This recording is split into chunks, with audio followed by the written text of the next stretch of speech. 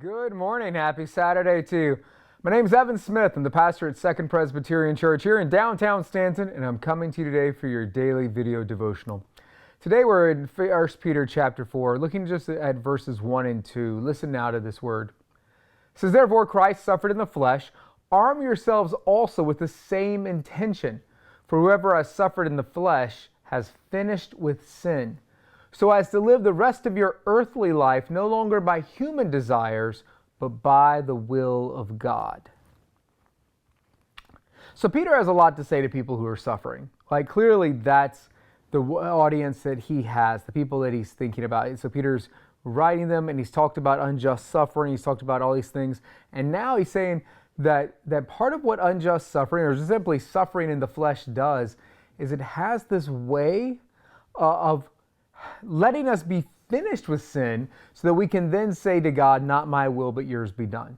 Like, there's something about suffering that does help us to grow and to become more like Jesus. And so because of that suffering, we're able to say to God, like, for the rest of this earthly life, I'm not living by my human desires. I'm not living just by the things that I want, but I'm going to live by the will of God.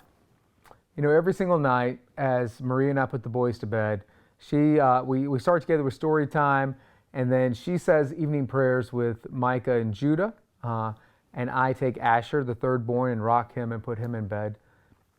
And Maria has baby Evie with her the whole time, who just pretty much lives on top of Maria as Maria baby wears on this sling. And as I say the nighttime prayers with Asher, I'll be honest, every night I thank God for the day. I thank God for them, all of our family, for the boys and our girl, and just the time we've had. I thank God that we have our health. And then I ask God to continue protecting us from COVID-19, from any sickness, from anything that would harm us. And the place that I have to get to each night, and a lot of nights it's a little bit of a struggle, is to say, "But God, ultimately not my will, but yours be done." You see, God has this way of using our suffering to make us more like Him. A lot of times we want to know why are bad things happening? Why do bad things happen to good people? All of that.